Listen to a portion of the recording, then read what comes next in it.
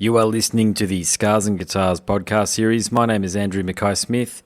The interview subjects I've got coming up for you are from a band from the UK called Ocean's 8 Alaska. Their names are Chris Turner and Jake Noakes. The reason for the conversation is to promote their excellent 2017 album, Hikari, which is an album that made my best of 2017 list. So let's have a listen to what the lads have to say. Here we go. It's all right. Not a problem, dude. I mean, we are pretty far apart, so... It's a bit like that, yeah. No, I've just driven down. I don't know whether you guys have been to Australia before, of course, mate, but I've just driven down from the Sunshine Coast. I work up there, and the family live on the Gold Coast because I'm in Queensland. And I hope you guys, if you guys haven't toured here, you guys go. I spoke to the guy that I just filled up my at the petrol station where I filled up the car. He knew all about you guys and was thrilled that I was talking to you tonight. So, turns out you got a bit of a following here. Yeah, well, that's the thing. This is Jake, by the way. Yeah, I think that's one of the places we haven't been, but really, really want to go. It's Australia. I mean, we've done so much around America and Canada and Europe, but we still are yet to do any of Asia and Australia. Yeah. But we're pretty hopeful that this record, Hikari, is going to be the turning point for that. Yeah, look, I think it will be, mate, guys, because, look, I do a lot of interviews and I do a lot of album reviews and the like, and, look, I did get the advanced promotional link to have a good listen to Hikari, and I listened to Hikari and the album from Volumes. You probably know the band Volumes and their record, Different Animals, back to back, and lots... Yeah, we're pretty good friends with them, yeah.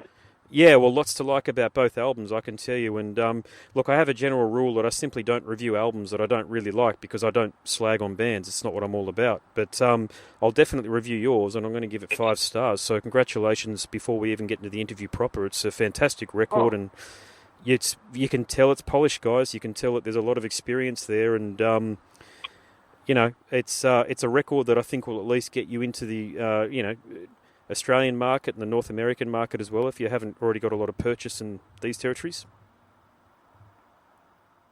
Yeah, well, that means a lot. Thank you for that. Yeah, we do well in North America, but we hope for Australia. And thank you so much as well for the kind words. We appreciate that a lot. No worries. Hey, I'm a bit ahead of myself. Let me ask you before I continue, are you guys okay if I record this for the purposes of a podcast? Because I do podcasting. Yeah, man, of course. Absolutely fine, dude. Is the signal clear enough? Yeah, it's fine, actually. Yeah, it's just, it cuts out occasionally, but nothing that's a drama for people to sort of, bear with us through, or for me to... I can edit most of it out, if you know what I'm saying. Without, fantastic. Yeah. No, all good on our end, mate. All right, so... as I've already mentioned, Hikari, it's a metalcore extravaganza, and it blends so many unique elements such as ethereal voices, trip-hop, pop vocals, gent-inspired riffage, and it has excellent percussion, so congratulations on that. I'm a bit of a percussive fan myself. But how do you think fans are going to react to the album? Oh,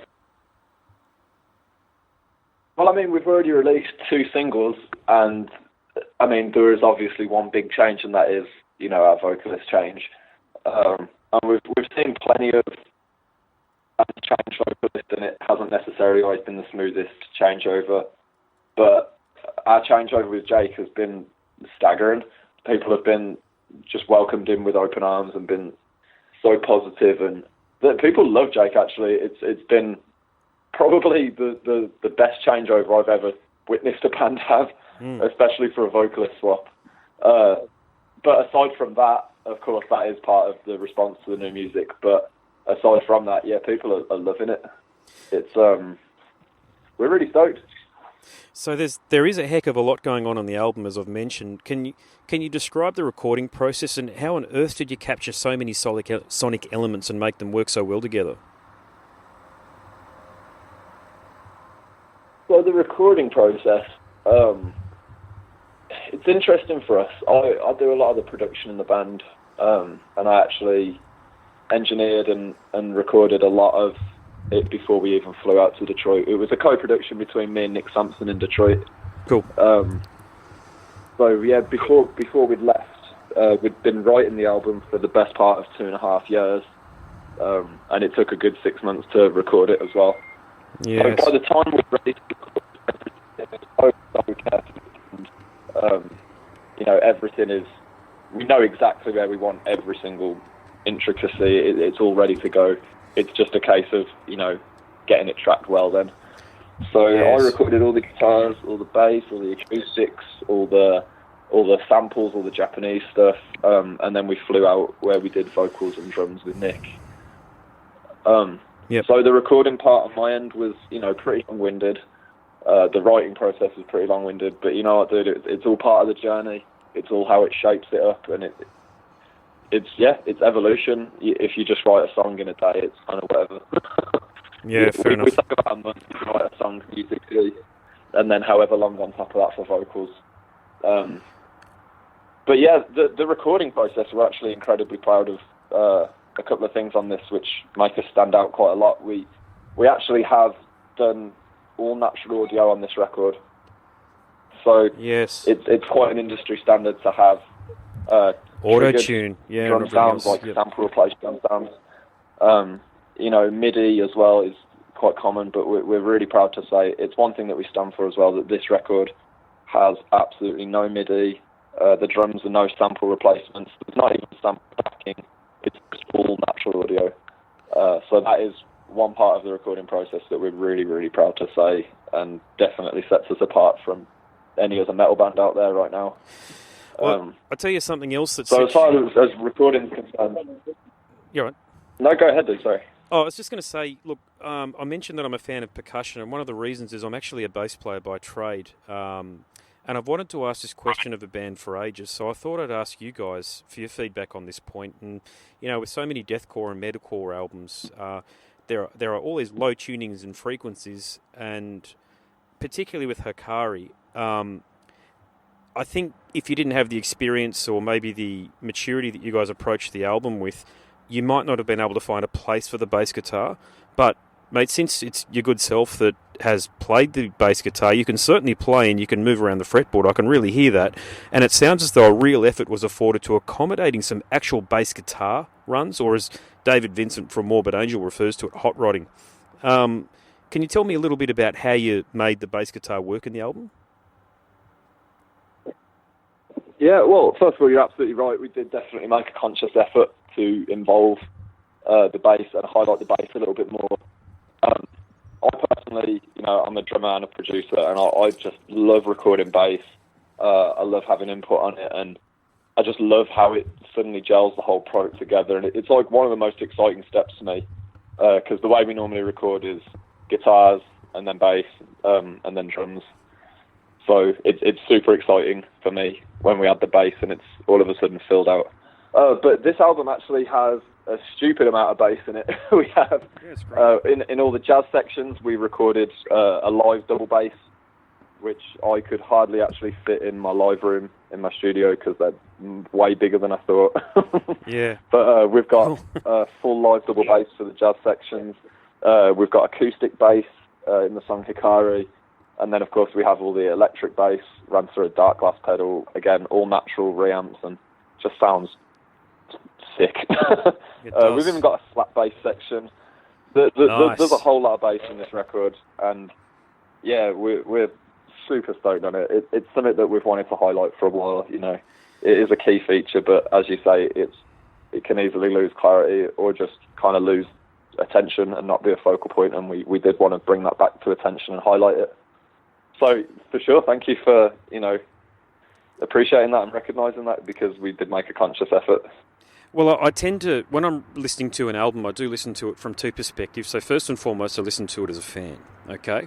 But oftentimes I find myself switching over to it as a musician, as if I was actually a part of the creative process. Like, would I make the same decisions as what the creators have made? And I found that I've only listened to it a couple of times, so, when I make this comment, just keep that in mind. But I don't think I would have made too many different decisions than what you guys have made in terms of where you put the bass and the way the bass sits next to the percussion.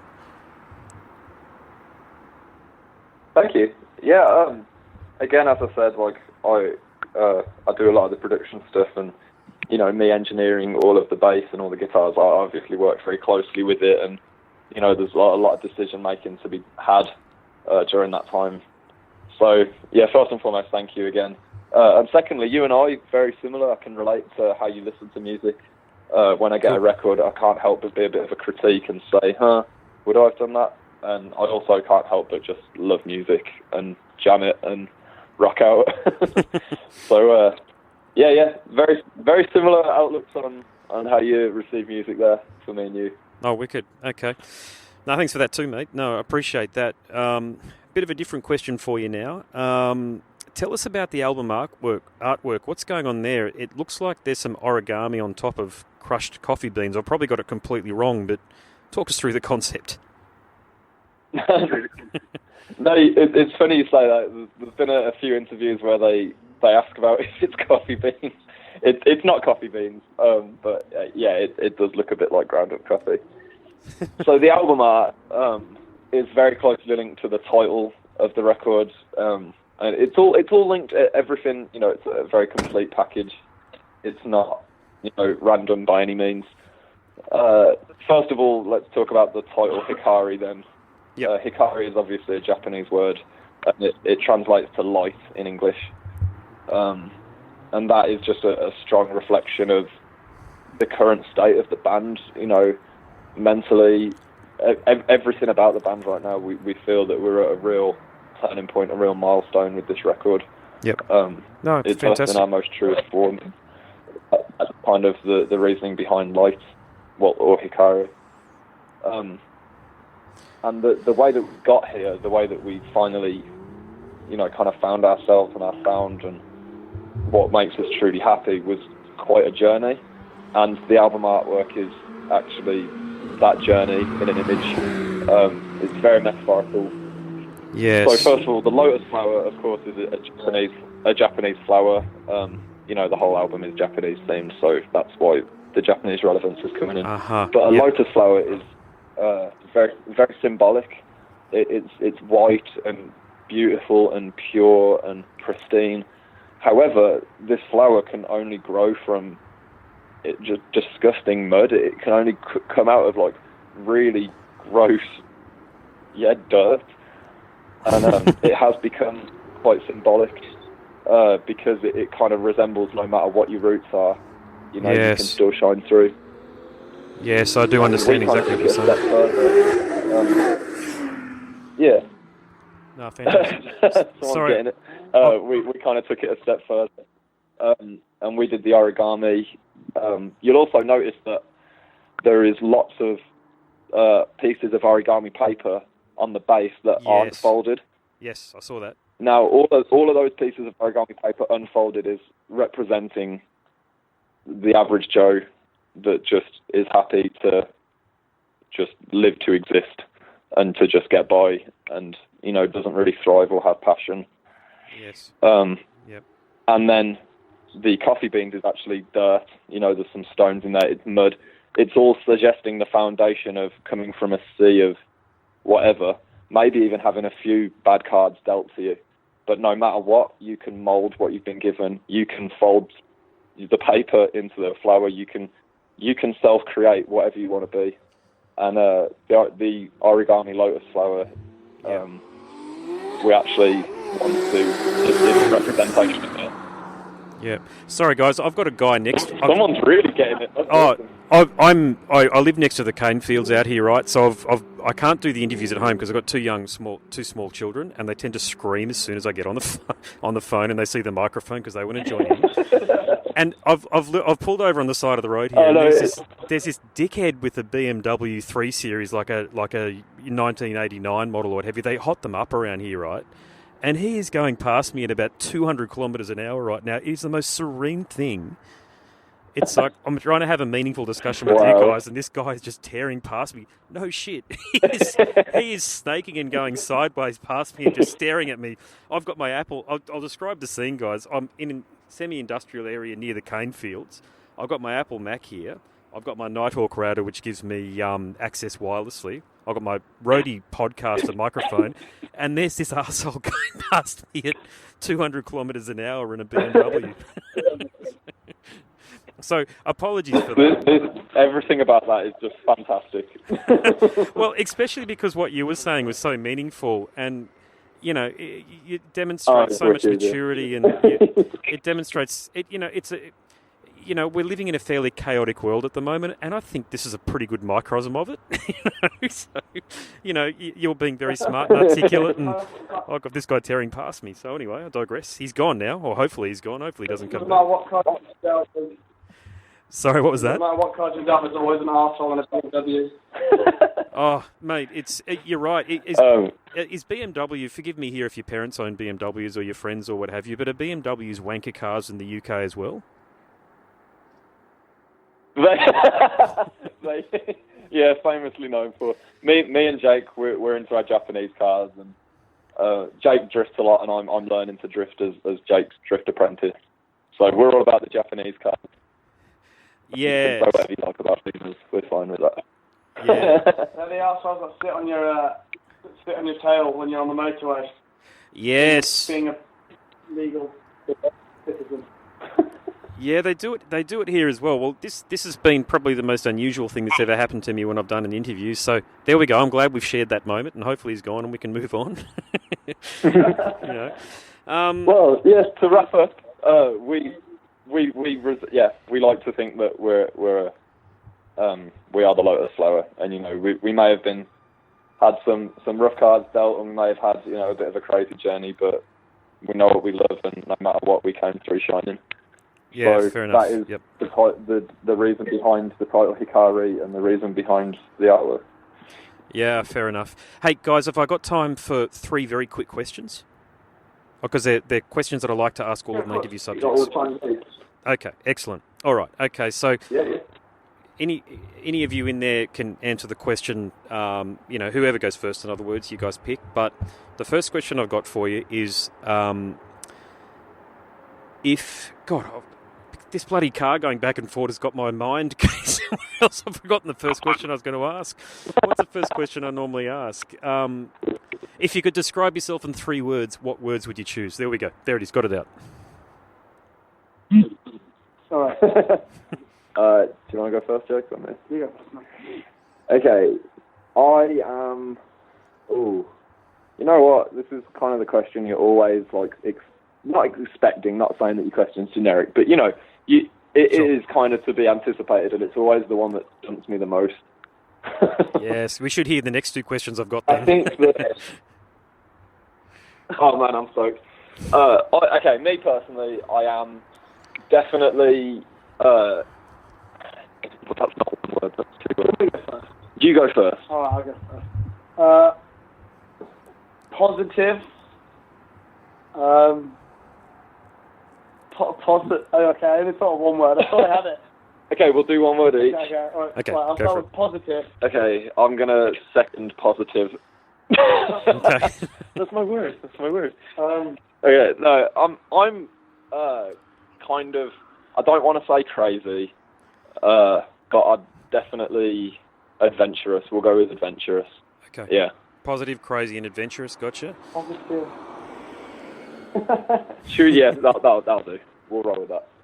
Fair enough. Yeah, I'll probably just say positive, humble, and just Jake's happy. a wanker. Jake's 3rd word is I am. absolute massive wanker. My 3rd word's bogan. I'm a bogan. Oh yeah, we just had an Australian interview and learnt about bogan. I was going to say, that's a very Aussie word you've picked up there. I wasn't sure if you guys use it in the UK, but it makes sense if you've had an interview from an Aussie before me and he shared what the word means. And what was your Yeah. what did he say the word meant? He said, if you've ever seen an Aussie man review, he is a bogan. Oh, that's Your redneck equivalent, but as an Aussie with your mullet. Yeah, spot on. Yeah, that's pretty much it. It's a redneck equivalent. That's right. All right, lads, just in the interest of time, I'm going to ask this next question. And guess what? My friend is back and going sideways again down the road, so I'll try and get the question out before I get hit. Oh, yeah. Here we go. If you could go back to when you were 18, what advice do you think you'd give yourselves?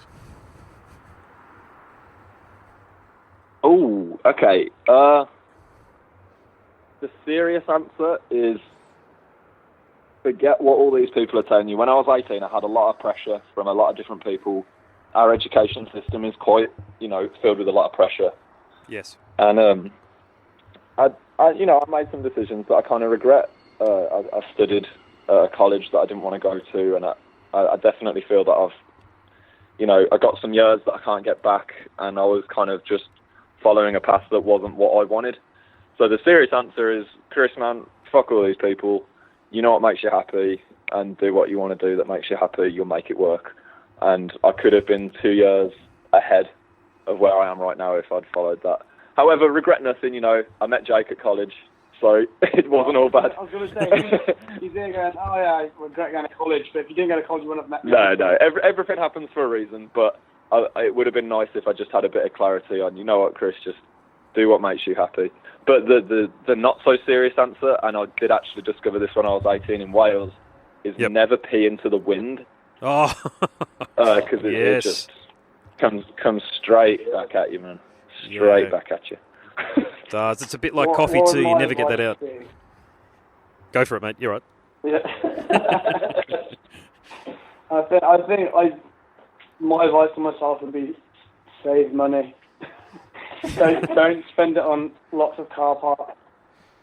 No, you wouldn't tell you that. No, I'm joking. I am kidding. I'd say spend it all. You'd say spend it all. You don't need any money.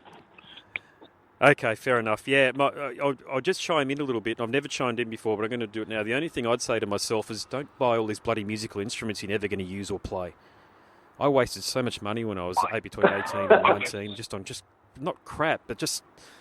I didn't need 3 basses, for example. I just needed the one, or I didn't need 3 guitars. I just needed the one. But you think you're going to be put in all of these situations where you're going to need them all, so you plan ahead and consequently spend thousands of dollars on stuff which you never really use. You know. I think that's my favourite thing about now being a vocalist is obviously I was kind of growing up being a guitarist. That's the same. I think I've got a handful of guitars and all this equipment, and then obviously now being a vocalist, obviously when we play in shows. I've got my microphone and then I'm set. I can watch them all set the drums and doing all the rig, and there's me just like walking around with my microphone, like, can I plug it in? All right, fair enough. Okay, so I'm on to my final question, and this one usually stumps people, so I'm really keen to see how you guys go here. You can invite 5 guests, living or dead, from any time in history to a dinner. Who do you invite? Beyonce, Ice Cube, Jay-Z, P-Rod, and the Queen. The Queen. I think that's the fastest. I think that's... Is that like the Queen or Queen the band? I'm just joking, it's all right. You're talking about Queen Elizabeth, right? Oh, yeah, our Queen. Listen, right, Lizzie is the one. Good. She is grand. She's a gill. Lizzie definitely gets turned on the weekend. Because somehow I have the royal guards up in my house, like, you can't be saying that. You can't be saying that about Lizzie. Yeah, definitely. We'd definitely be with our Queen. Eh? Nah, fair enough. All right. Jake, you go for it, mate. What? Who would I have? Oh God, yeah. I can't. And maybe I don't know. Can I write to you? Can I do it? Yeah. They could just pick the band, the members of the band. Yeah, you can phone it in afterwards, or send it to me email me or what have you. They're only friends anyway. The people that he has a meal with every day of his life. My mum, my dad, my brother, and then them two as well. Okay, fantastic. Look, they're both... We'll invite you. You can come along as well. You're more than welcome. Thank you very much. As long as you chuck a couple shrimps on the barbie, we're all good. Yeah, I'll chuck a shrimp on the barbie and you're invited. I'll bring over the case of beer and the absinthe, because if I bring over the absinthe, you're sure it's going to get crazy. What is it? You guys drink Foster's, right? No, they don't drink Foster's. No, do you not? No. We drink... Foster's is one of those... Foster's is conspiracy. But you do? Well, I don't know about... Look, Foster's as a beer isn't too bad, but we don't drink it in Australia. I don't know why, we just don't. We drink 2E's and 4X. All right. And really tastes like VB. piss water. I'm not the biggest fan of Foster's. Yeah, look. Yeah. When I've travelled to the That's funny. States, being an Aussie, they go, "Oh, you want a Foster's, don't you?" And I'm like, "Well, not really. I'll have like Sierra Nevada or something else decent, but it's okay. You play along with it. Yeah. You know how it is." Yeah, mate, I'll have a Foster's. Well, the truth is, the only time I think I've ever really drunk Foster's is outside of Australia. I don't think I've ever tasted it here. Yeah, and that's the thing, they're like, oh yeah, brewed in Australia, and then you can drive up to Manchester, like the arsehole end of Manchester, and there's a big Foster's factory. Yeah. Like, I'm pretty sure that's not Australia. Maybe the people working there think it is, but it's not. Yes, yeah. Oh well, at least it's providing some employment and all the rest of it, and the image is still good. I mean, I don't think it's bad beer. I don't know why we don't drink it here. It's just one of those cultural anomalies where we're known for it, but I don't think you could even speak to somebody who's tasted it. To be honest with you, I don't even know whether they stock it in the local bottle shop here. They probably do, but I just haven't seen it. Really? Yeah. You guys into your cider? Like, I think the British love, like, especially when it's hot or even slightly warm. We love our like fruity kind of cider, like Recorder Leg and. Yeah, everyone's all about the Copperberg and the fruit ciders and stuff like that. Yeah, no, it's the same here, but there are a lot of Brits in Australia, so if you we've got a lot of Irish bars as well, and if you go into an Irish bar or an English-themed bar, like we've got one in Brisbane here called the Pig and Whistle, they've got cider on tap, so the answer is yeah, we get right into it, but it's not really my thing, to be honest with you. I'm still more of a beer man, I've got to tell you, or Jack Daniels. I like my whiskey. Oh, yeah, talk to me about Jack all day. Yeah, I had a few last night, to be honest with you. Probably a bit too many, but I had to still work today, so that's fine. Let's do the same. Oh, you got to do what you do, So, but lads, I better wrap things up because no doubt you've got another interview not long after me. I really want to thank you both for participating. It's been excellent. It's been very unusual from one perspective. Not your fault, God, just having this guy tear up and down next to me, but. I want to end on a serious note, and I do want to offer you and round back and repeat that I want to offer you a heartfelt congratulations on the album. It is a fantastic album. It's certainly in my top 10 so far of the year, and I don't say that lightly, and I don't hand those sort of compliments out easily. I really hope to catch up with you guys when you come down to Australia. Oh, definitely. It'd be good to hang and make sure you bring that whiskey. Yes. No, dude, thank you so much. I know that we've all put a stupid amount of work in. I personally have put everything I've got into this album, so yeah, it means a lot, man. Thank you so much. You've been listening to the Scars and Guitars podcast series. My name is Andrew Mackay-Smith. You just heard from Chris Turner and Jake Noakes from the UK outfit Oceans 8 Alaska. Thank you so much for listening.